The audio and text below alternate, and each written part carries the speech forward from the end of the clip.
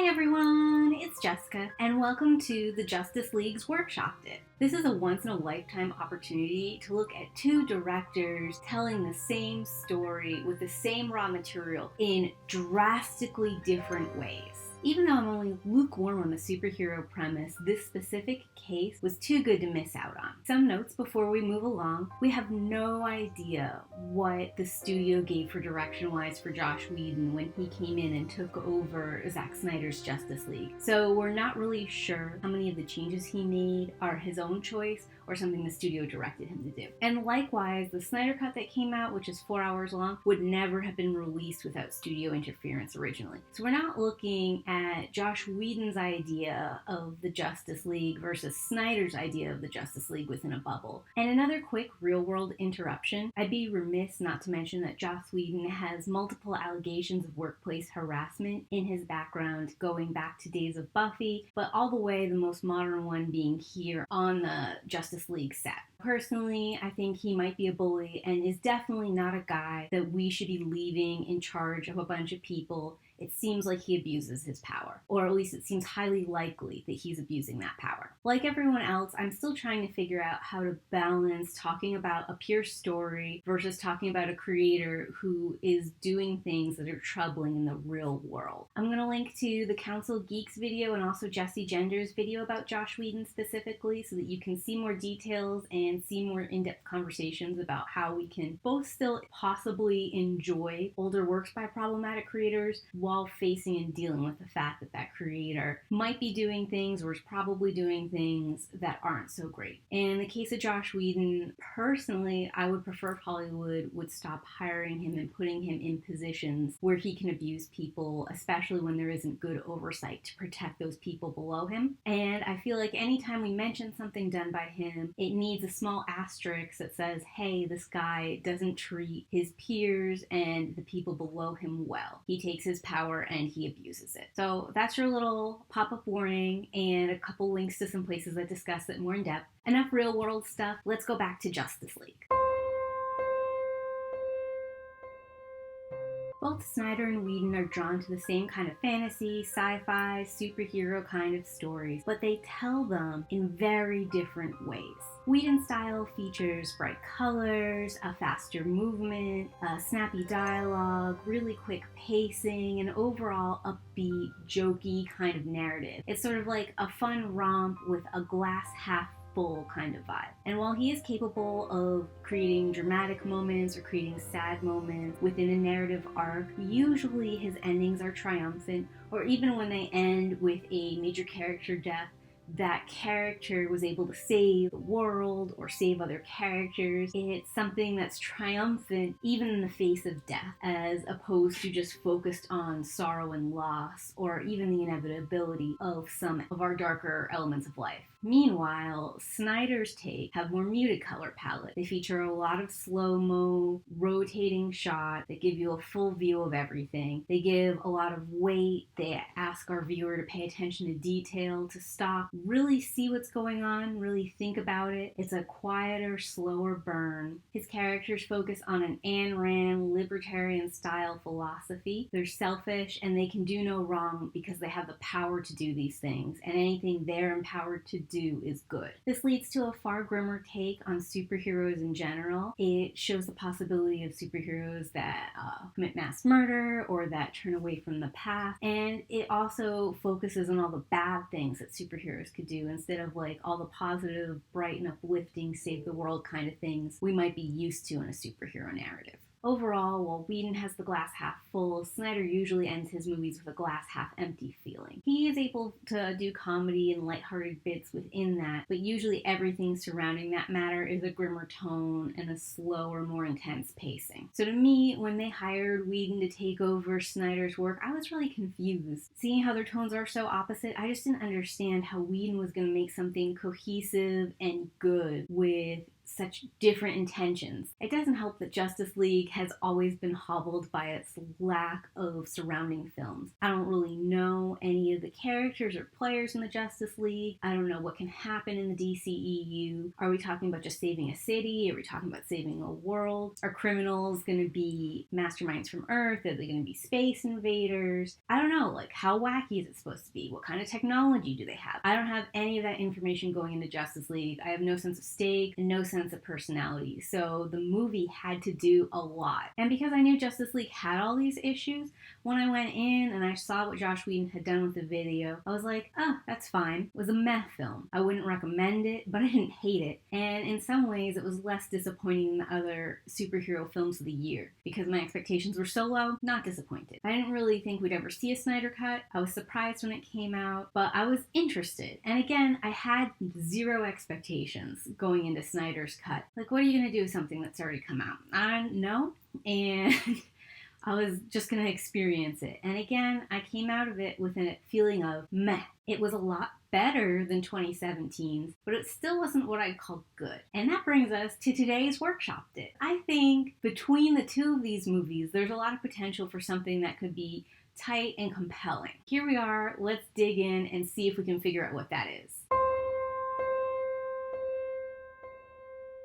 A few caveats before I continue with my retelling. I haven't seen Batman vs. Superman. I don't want to see it. I will not ever be seeing that movie. It sounds horrible. But because I haven't seen it, I also can't take all the elements that maybe should have crossed into Justice League and do it full justice. I haven't seen the Aquaman movie either. Some of that's probably because coming out of Justice League 2017, I had no interest in Aquaman. He was just like, I didn't know anything about him going in, and I left not knowing anything about him. And overall, his premise seems pretty weak to me. So I didn't see that video. I'm not going to see that movie, ever. No Aquaman inclusion, and no consideration about whether or not Justice League is consistent with Aquaman. Also, I am not that familiar with the DCEU. I've seen sporadic DCEU properties before. I mean, I've seen the Christopher Nolan Batman trilogy. I've seen Batman and Superman comics from when I was a kid, various Justice League cartoons, and I've spoken with a couple of different people who read the comics and have given me tidbits here and there, but it is not complete, and any alterations I make to this movie are probably not going to line up with DCEU lore. And maybe that's good. Maybe part of the problem is there's too much DCEU here. Lastly, this workshop assumes that you've seen the 2017 Justice League and the Zack Snyder cut of Justice League, or that you're at least familiar with it. I'm looking to make a Donegan edition of the Justice League. We're going to have to do a couple reshoots, and we're still going to have to bring it down to 2.5, 3 hours. There's so much that didn't need to be in that movie. The plot of the Justice League in both the Whedon and the Snyder version is the same plot you've seen in every other superhero before in the existence of forever. There's some bad dude with some crazy powers who wants to take over the world and is probably going to use a sky beam sometime in the climax. All the superheroes have to find each other, team up, and take out this bad guy before the world is destroyed or enslaved. Even though I'm beyond tired of this plot and beyond done with superhero movies as a general rule, I'm going to keep this plot because the whole premise of Workshopped It is I take the general idea and improve it. I don't reinvent the wheel. Team-ups can be fun, and even villains, depending on why they want to destroy the Earth, can be interesting. So part of what I'm going to be relying on is developing these characters, creating repeating themes and echoes, and cutting out any of the fat to really make this a clean, lean movie. There's quite a few plot holes in both the Whedon and the Snyder cut. There's still going to be plot holes in my cut because some elements of this plot are just like convoluted DC lore that I don't know anything about. Like, I don't know why Darkseid goes from world to world consuming them and making them look like his own world. I don't know what the anti-life formula is. I don't know what it does. I don't know why he needs it. I don't know what he's been doing without it. And I don't really know what these mother boxes are. Like, I get that they're sentient computer boxes and that they're intelligent beyond human understanding, so they're like magic. So I can work with that mother box idea, but I don't know why they're called mother boxes. I don't know why there are 3 of them.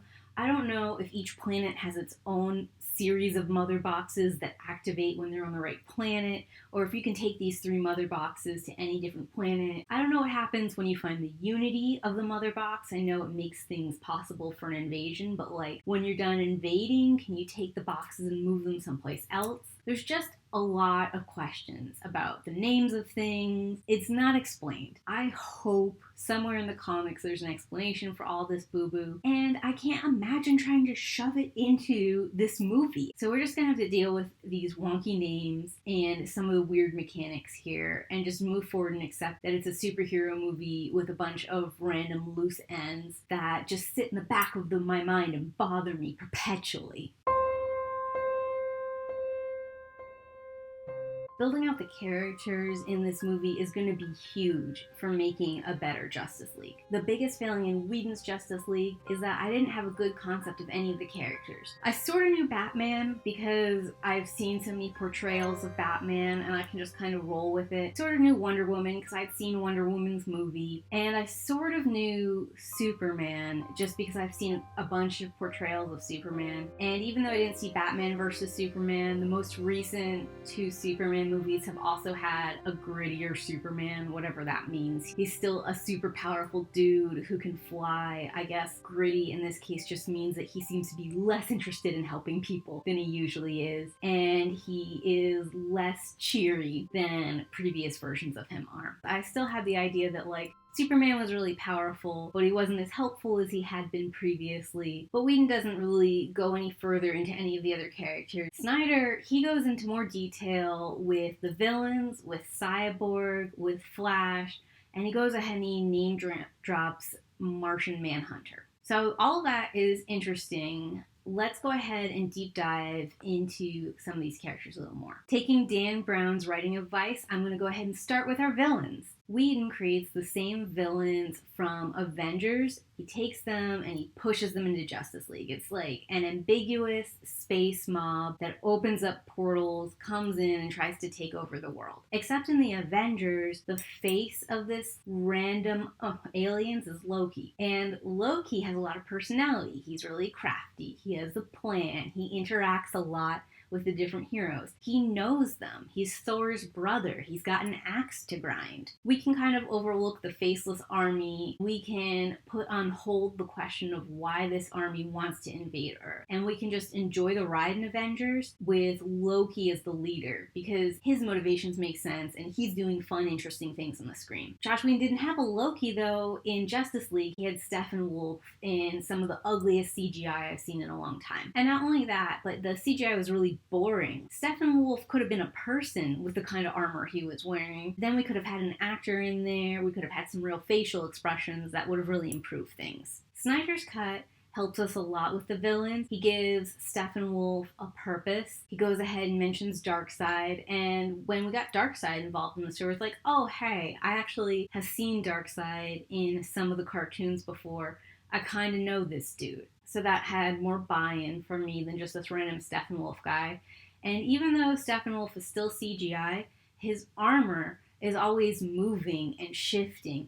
So at least I can see a point to it, and it's something visually interesting going on and unique to that villain.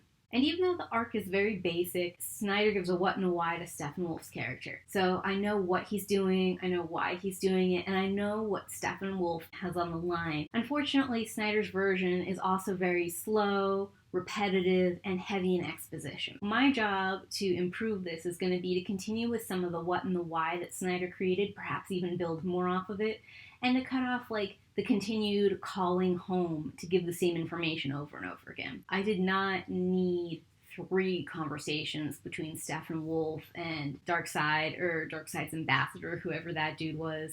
In fact, I didn't need whoever that dude was, period. Moving on to the superheroes. We'll start with Batman. Whedon tries to substitute the master manipulator from the Avengers, who was Loki, in with Batman. And we go ahead and we open in a Batman-heavy scene where he chases this guy down and he scares him, and that calls some parademons and activates a mother box. It lets us know that Batman knows there's something bad coming and he's trying to get ahead of it. But unfortunately for us, it gives us a lot more questions than it does answers. Why does Batman know about the parademons? Why do the parademons just come to random fear? What the heck is a mother box? Why is it called a mother box? Who is this dude who wants the mother box? What is he going to do with them? How many are there? Where are the questions? They go on, and a lot of them are never answered in any kind of satisfactory manner. So I'd say that Whedon's use of Batman here is not effective. Meanwhile, Snyder places Batman's character in a position of mourning for Superman, where he feels both a burden of guilt and a deep remorse for the fact that Superman is dead. He's trying to make it up to Superman and the world by fulfilling Superman's dying wish that he create a team of superpowered people or specially capable humans to help defend the Earth against an incoming threat. And Batman doesn't know what the threat is, he doesn't know when it's coming, but he believes Superman that there's something bad coming and that he has to prepare for it. And some people have commented that this Batman comes off as very flat, and I don't necessarily disagree. Batman that is driven by sadness and guilt, who's fighting his natural loner instincts, is going to come off a lot more flat and monotone, subdued than the kind of Batman that we're used to seeing on screen. But personally, I really liked this take on Batman. And specifically what I liked about it is since The Dark Knight has come out, I have been so done with Batman. And I thought eventually I would perk back up and be back into him. I usually like that kind of dark, brooding character with a little bit of edge on him. For whatever reasons, I'm just worn out with that portrayal of Batman in that particular story. So I appreciate the change in demeanor. I appreciate that Batman's trying to do something new, and I'm going to keep him as a character that's driven from guilt over this mistake and is trying to correct it and protect the world by creating a team, even though he's not actually very good at all the things he needs to do to make that happen. Wonder Woman, in both the Whedon and the Snyder cut, to me, has a very odd, mixed, not quite settled tone. In Whedon's version, Wonder Woman has sort of a strange, awkward romance with Batman that I think pulls the two of them in closer and away from the potential of bonding with the rest of the group.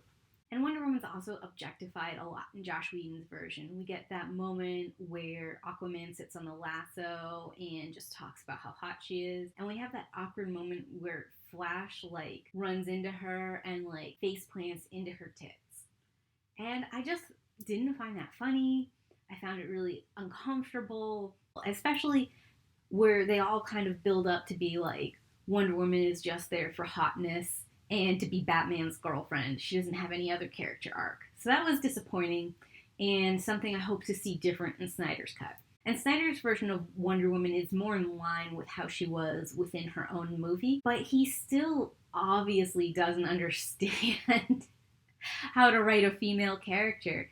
There's one point in time where Steppenwolf says, "She's mine, I'm going to take on that woman there," and she goes, "I am no one's." And I feel like that was supposed to be a female empowerment line, but they're in a fight.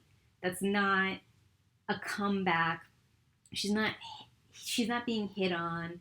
Steppenwolf isn't trying to claim her as his property or something. He's just picking someone out in the fight, I'm going to take care of that one and you guys take care of these other people.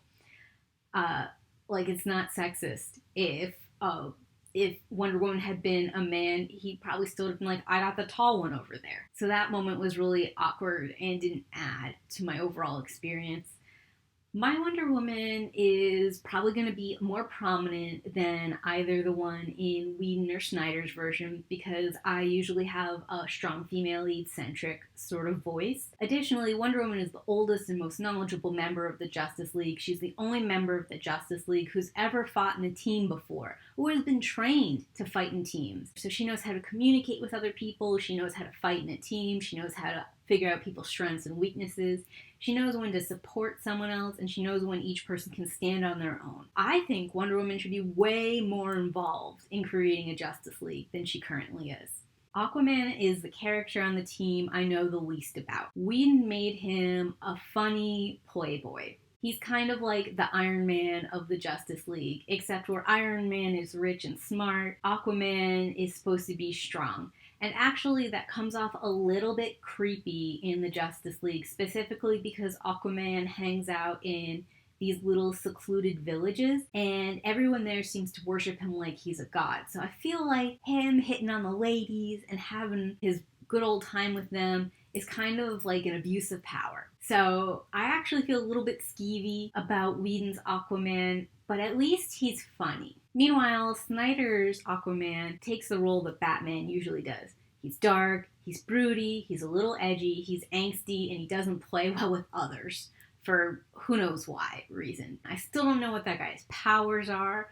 I don't know what his origin is. I don't know what his people look like. I don't know if they live in villages, if there's a lot of them, if there's a few of them, if they have their own cities. Like, I got lots of Aquaman and Atlantean questions. And the way I'm going to handle them in my story is I'm going to make the Atlantean people self-isolationists. So they believe in keeping to themselves and keeping their own borders, which is why they don't want to get involved in this Justice League crap. And they don't really care if the Earth is being taken over. They're under the sea. It's not going to affect them. They're just going to chill, doing whatever they're doing, and let us do whatever we do up here. So Aquaman's going to have some of that self-isolationist reserve, and on top of that, he's going to be a little bit mischievous, a little jokestery, playboy, because I think we need some of that arrogant confidence to try and lighten this movie up. Both versions of Justice League feature the Flash as a funny, inexperienced, and socially awkward character. And I like this portrayal of the Flash. It's different than how I've seen him before, but especially in the Snyder cut where we see that his mother was murdered and his father was falsely imprisoned for that, which means that he was bounced around in foster homes or was adopted and now at this age is out on his own. It sort of explains some of his social awkwardness, how he might have felt like an outsider his whole life, and how coming into this sort of power might have further removed from society, made him feel more on the outside and more like he has to make things right himself. Cyborg pretty much isn't in Whedon's version of the Justice League. His character is physically present, but everything that's meaningful about him is gone. I can remember him when I first saw this movie being the most frustrating character I'd ever seen in my life in screen, because he just seemed to throw tantrums all the time for no reason. I was like, why is his character resisting this? Why doesn't he want to be part of the team? Why is he so mopey about getting a second chance of life where he's an indestructible robot? That seems awesome. Why is he so mad? I just had a ton of questions. I couldn't relate to him, and I didn't understand why he was in the movie. Couldn't we have done this movie without Cyborg? And then I saw the Snyder cut, and so many things made sense. Cyborg is the heart of the Snyder cut, and there is no movie without him. His origins really helps explain where he is mentally and emotionally, and at the end, he's the one that saves the day. Obviously, my Cyborg is going to stick closer to Snyder's version. In fact, I think Cyborg is the one character that I'm not deleting any of his scenes. I think he gets to keep his whole arc as is. It's just gonna come on into my story. Him and Wonder Woman are going to be friends, and it's going to be great. Superman plays very differently in both stories. Whedon, I think he tried to make Superman the heart and emotional core of his Justice League. And I got the impression from the reshoots he did that he has these fond memories of Superman. He sees him as this really all-American, clean-cut, very sunshiny, bright side kind of boy. He's like the Captain America of DCEU. He's got this bubble of perfection around him. And there's a couple problems with this we run into. First is Superman really hasn't done anything that great or special in this version of the DCEU. I know that sometimes he's portrayed as an all-American, really strong, really wholesome character, but that's not how we've seen him so far. He's not a hero of the people, and just telling me he's a hero of the people over and over again is not going to sell me or your audience on that. We're going to be confused as to why Superman was so important to the world. And the other issue you're going to have with making Superman the heart of this movie is he's not in 2/3 of the movie. So for 2/3 of the movie, you have no heart. Just awful. Awful. It's a soulless slog until you get to Superman. And then even in the Whedon version, Superman fights the other Justice League people. So that's very confusing when you've portrayed him as like this perfect, can do no wrong, always wants to save you kind of guy. Meanwhile, Snyder wanted to do a dark, grittier kind of Superman. His Superman is a guy that could totally kill people, and for some reason we think he's a hero because he chooses not to. And in fact, he clings so lightly onto the choosing not to kill people thing that if Lois was killed for any reason, he would immediately go evil and just start killing people left and right. That's the kind of unhinged, gritty Superman that Snyder has. Figuring out what I was going to do with Superman was actually a really hard call. I personally lean towards a more fun Superman because I like a fun superhero tone. The whole Flash and Superman racing at the end of Whedon's story, I like that kind of cutesy, back and forth, one-line zing kind of feeling. Problem is that the way this Justice League story is set up, with Superman dead and resurrecting and then having to decide to join the team so they can save the world, you need a reluctant Superman. And you need Superman fighting the rest of the Justice League at some point in time. Because him systematically taking each one of them apart so easily is part of what shows us why we need him. So I'm going to reluctantly have to go with a slightly darker version of Superman. I don't think he's going to be so dark that he's on the edge of killing people. I think he's just going to be on the edge of being neutral, which when you have that kind of power and you refuse to use it, that's a whole separate question about whether or not you're a good person. And very quickly, I'm going to hit the supporting characters. Whedon and Snyder had slightly different supporting characters. There's Lois Lane, there's Martha, there's Martian Manhunter, and a couple other assorted people. Don't worry about any of them. I'm not going to include Martha. Lois Lane is going to be in my story, and she's going to play a major supporting role. You'll see it as it happens. I'm not going to spoil it. And even though I really wanted to include Martian Manhunter because I sort of have a soft spot for him from the Justice League cartoon I saw when I was a kid, I couldn't figure out how to do it. There are just so many characters I have to include, whose stories I have to give something to. I couldn't find time for Martian Manhunter too. I thought about replacing Aquaman and Martian Manhunter. The stories to bring Martian Manhunter in, where he just appears in front of Bruce Wayne, is not as much fun as Bruce Wayne trekking all the way to some sort of fishing village to find Aquaman.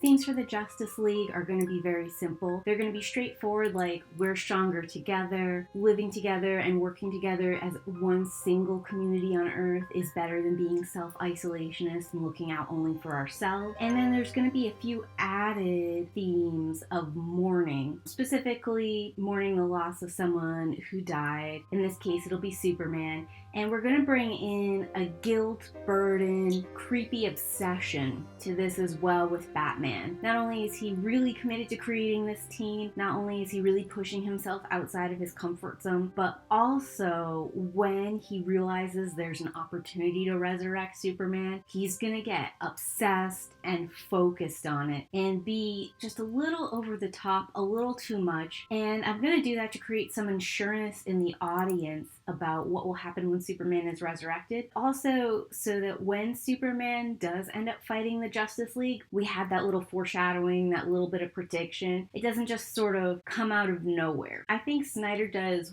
well with this in his version, but we could tighten it up a little bit better. We could bring in a little bit of that horror element, the whole pet cemetery, sometimes dead is better. We're gonna put that into this movie and we're gonna really enjoy that moment.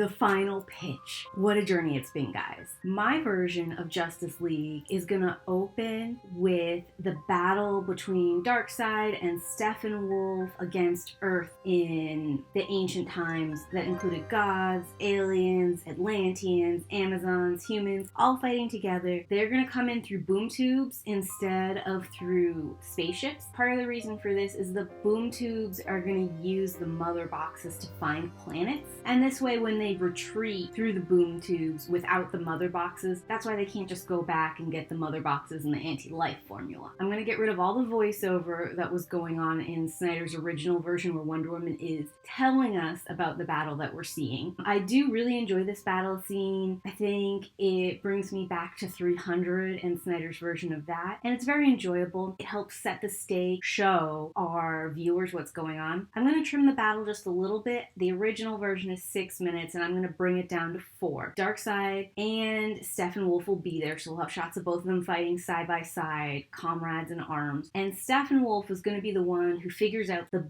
battle is lost and they need to retreat. Darkseid's going to fight him on that, and he's going to drag Darkseid back against his will. It will save his life, but it will also create the first loss for this race. And this is going to be the initial conflict that separates Darkseid and Steppenwolf. I'm seeding it now. I'm not going to explain it. And we're going to have everybody cheering because we won and it's awesome to be together. And during this part, that's when my voiceover is going to come in. It's going to be Hippolyta, who is Wonder Woman's mother, and she's going to talk about how this was the age of heroes, the age of unity. We all came together, stood against a common force, and we won. And we'll do that nice shot of the different ways the protections are set up, and then we're going to close to this little prequel taste going on in Justice League that sets up our stakes, who our villains are, and what we're going to have to do to defeat them when they come back. We're gonna have to join together. And from this heavy action piece, we're gonna go forward in time to present day, and we're gonna see Lois hand a coffee off to the one police officer who's watching the memorial. He's gonna do his everyday line. She's gonna pay tribute to Superman because she's also in mourning over the death of her fiance. And then she's gonna go to the Daily Planet. When she gets to the Daily Planet, we're gonna get some of that hustle and bustle, what's going on. She's in the middle of finding a scoop. Her scoop is gonna be that she is actually helping to find these extraordinary people and recruit them. She's going to call Bruce Wayne, and he's not going to pick up.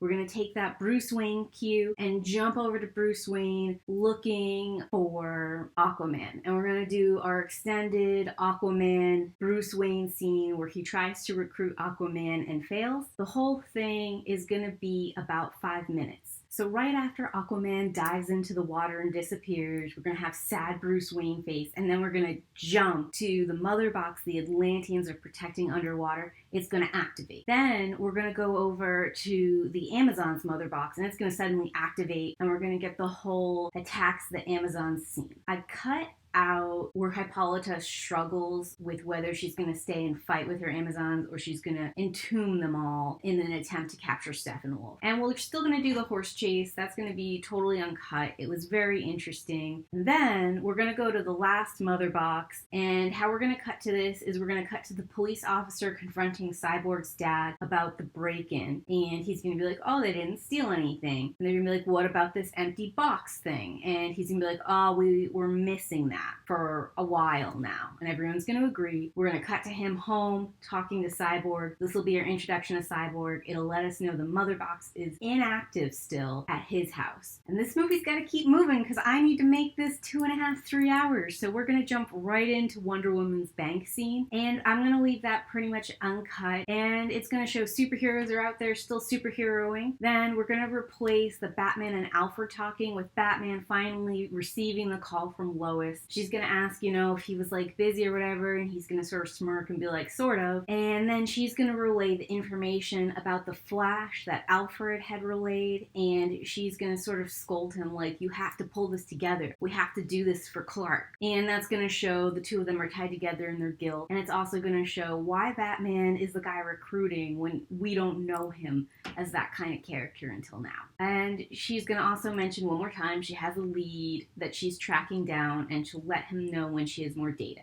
And that's going to be her continuing to figure out the cyborg connection. Lois is also going to demand to be kept more in the loop, and this is going to be a reoccurring theme with Batman. Both Lois and Wonder Woman are going to talk about how he does too much crap solo and doesn't involve them. And part of his arc is going to be learning to communicate better as a whole leader. From Batman preparing to rally the troops, we're going to go to Steppenwolf setting up his base. And he's going to send the parademons out to find the other mother boxes. After he does that, he's going to call Darkseid. We're going to get a direct Steppenwolf-Darkseid conversation, find out that Darkseid banished both Steppenwolf and all the army that agreed to retreat. And he didn't expect them to do anything. He expected them to die. These people ruined his perfection streak, and they lost him the anti-life formula, and he wants nothing to do with them anymore. But Steppenwolf has been going from world to world, conquering them in the name of Darkseid and trying to reclaim this anti-life formula. He knows that it's a long shot, but any place that a mother box activates could be planet Earth where the anti-life formula is. And part of the reason he's calling Darkseid now, he can feel the formula. He's going to get it back. He's looking for his redemption moment. If Steppenwolf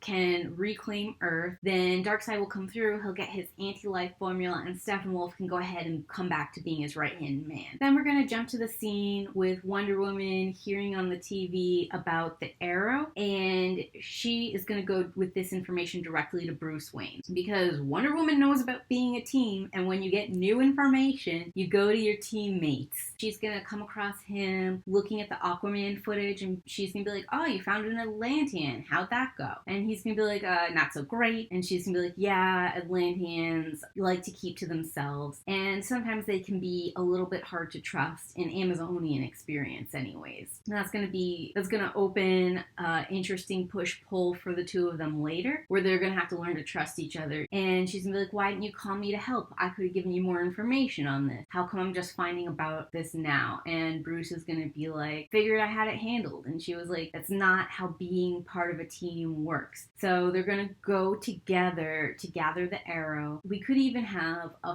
fun little sneak into the place scene together between Batman and Wonder Woman. And they're going to get the Arrow and go into the cave and see the old murals with the Darkseid depictions. So now that both Batman and Wonder Woman know that there's trouble on the horizon and there's a ticking timeline for getting the team together, they're going to agree to split up. Batman is going to go and meet with the Flash, and the whole Flash joins the team scene is going to be pretty much the same. We're going to get to have the Flash talking to his dad, coming back to his lair, confronting Batman. That's going to all happen together in an arc. And meanwhile, Wonder Woman is going to go talk to Lois, fill Lois in, and see if the two of them together can chase down the cyborg. Lois is going to give us some deep. She's going to talk a little bit about Cyborg's dad and the loss of his son. And we're going to roll right into a flashback where we see Cyborg's mother saying like, hey, your dad is proud of you even though he couldn't be here. Cyborg being resentful, and boom, car crash. And from there, we're going to get the whole piece back together by his dad, loss of his mom, angry plot. We're going to get the flashback of what happened to him. And we're going to go even further right into his dad's voiceover about what Cyborg can do. We're going to trim that down a little bit. It was a little bit too much talking, but we're still going to show Cyborg giving that money over to the woman who needed it. And from there, he's going to get like a ping, see that Lois and Wonder Woman are looking him up, and send a message to them to meet him at a place. Lois and Wonder Woman are going to go together to meet Cyborg. They're going to try and recruit him. It's going to fail. From there, he's going to go home and decide to hide the mother box. Batman, Flash, Wonder Woman, and Lois meet on the tarmac, and they're going to talk about how, yay, Flash and Cyborg's not ready right now to join the team. They're going to see the bat signal, and they're going to all try to go that way. Meanwhile, Cyborg's going to return after burying the mother box again and see that his place has been ransacked and that his dad is missing. He's going to see the bat signal, and he's going to head that way too. They're all going to meet up real realize that the threat they're trying to fight, the guy trying to take the mother boxes and who currently has Cyborg's dad, is the same dude, and they're going to agree to team up. And Lois is going to stick with Commissioner Gordon right now because obviously she's not meant to be in a superhero fight. We're halfway through the movie and we're finally getting the team together. We're just going to do Zack Snyder's cut of this fight and saving of Cyborg's dad. I have to be honest, at this point in time, I'm getting quick fatigue, moving all this stuff around, and we're finally at a place where I feel like we can tell the story linearly and what's going on is moving and interesting. Some of the slow-mo we're probably going to have to cut, but overall, I like it. This first fight should have weight with it, and I do think there's some really nice moments where we can see them learning to be a team and learning to work together, covering each other's weaknesses, catching falls, helping them retrieve weapons, and just when each one of them is going to be defeated, Aquaman comes in and he holds back the water so that the whole team doesn't die. And that's a nice way for Aquaman to come in too. And he can just go ahead and say like, yeah, they took our box too. I know I haven't shown that, but I just don't feel like it. It wasn't an interesting fight. I don't care about those Atlanteans and it doesn't go anywhere. Here I am. I guess we're involved now.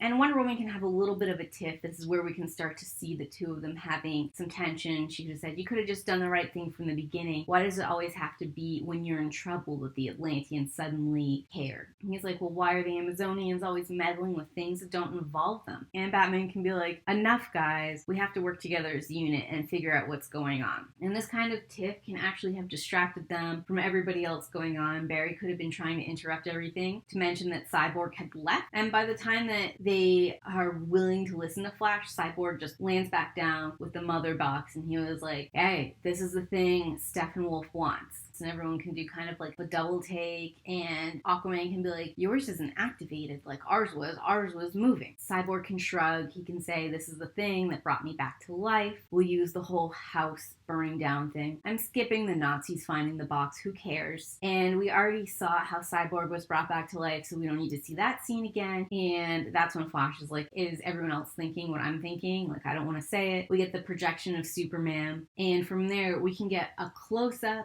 on Batman's face, and we can just see like the shining gleam of hope and obsession taking in. And it's not whether or not the team needs it. None of that matters. He was responsible for Superman's death, and now he can resurrect him. He can take it back and undo that wrong. And he does not care about the cost of that. And this is going to be where Aquaman and Wonder Woman find common ground, because they're going to be the guy who's like, sometimes dead is better. You can't just bring someone back. That's not how it works. What if he doesn't come back the same? We can't control him if he comes back violent. We can't predict what this mother box will do, but they put it to a vote. They've got the 3-2 split, and they all agree that they're going to work together to do this. We're going to have the same break into the facility scene that we got in Snyder's version. I really liked this. It brought a sense of danger and drama, and also it helped finish bridging that connection between Cyborg and his father. Now, you all might think I've forgotten about Lois, and I haven't. She can't be here during the resurrection process. We still need that Superman fight scene to happen. And really, we need that to happen at this point in time because it's been too long without action, and this is supposed to be an action superhero movie. In theory, story-wise, it's just fine if Lois Lane is there and she walks up to Clark and Clark recognizes her right away. We can't do that because we're in an action movie and we need an action scene. Wonder Woman's gonna step away and she's gonna call Lois and sort of let them know what's going on. She's not sure what's going to happen, that it could go bad. She doesn't want to endanger Lois, but that if everything goes well, she will bring Superman to Lois at the memorial.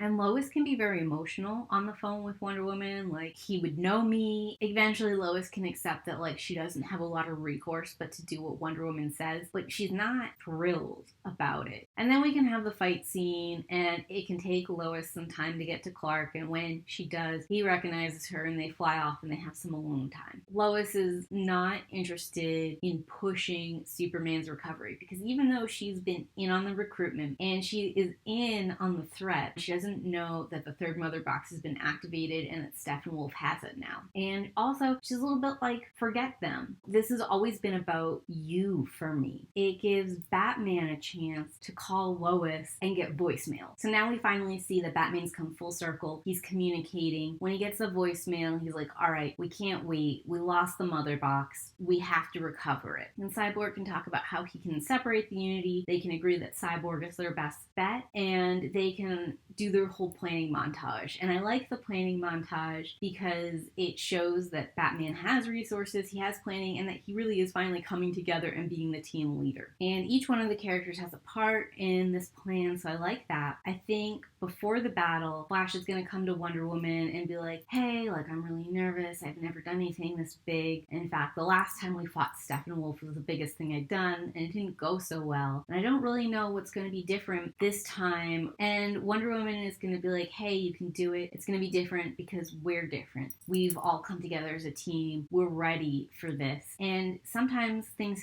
are different just because they have to be. And everyone is scared. Part of being in the team and being a hero is even though you're scared, you're willing to go there and give it your all. So we're all going to go, and the fight scene is going to go pretty much the same. Superman's going to show up. We'll have a scene between him and Lois, and Lois is going to be the one who's like, you have to go. I didn't want you to, and I fought it, but part of who you are is being this hero, being this symbol, being the strongest and the best of us. I can't hold you back from that. Our family and our care for each other can't hold you back from being who you are and fulfilling your destiny. I know there's a question about how Superman gets there in my movie, but I'm hoping there's enough action happening and there's enough emotional arc that people just let it go, that he knows where to show up. Maybe he can hear it or he can see it. I don't know. Superman's got a ton of powers and he can sense and see things that other people can't see. Maybe he just is able to track it. I've gone back and forth about the violence in this movie and whether or not cutting off Steppenwolf's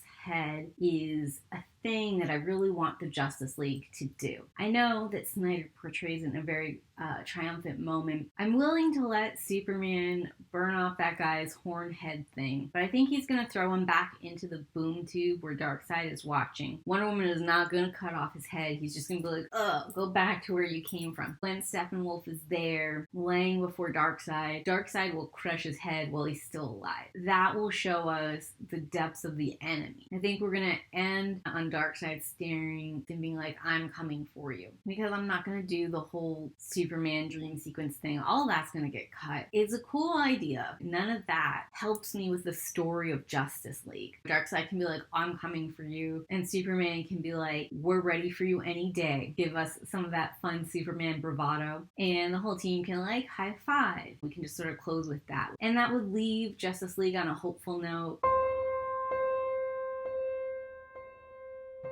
So this is my workshop tip for Justice League. I just want you guys to know that doing this, it was exhausting to go through all of Snyder's footage and try to cull it, try to rearrange it and cut it and break it down. Who would have thought all that slow motion really does just take time? And Snyder and I do have a similar preference for slow burns, so it's hard for me because I like that slower pacing. I like that time to think. It's too long. It just takes too much time and you end up having to cut some of those scenes. So I had a new respect for some of the things that Whedon had to do in Justice League when I tried to re-edit it for a third time. Another thing I'll say is that a slow burn on a team up that doesn't have all the pieces in place might not be the right track to take just because it does leave the viewer so much time to think and question what's going on. But it was what I had the majority of the footage we had to work with is the slow burn and moody atmosphere. So I kind of felt like rather than trying to reshoot and force things in, which we already saw didn't really work well for Josh Whedon, I was going to have to roll with the tone and the pacing I was given, but just try to punch it up and rearrange it a little bit to try and give us a good balance of action to thoughtful moodiness.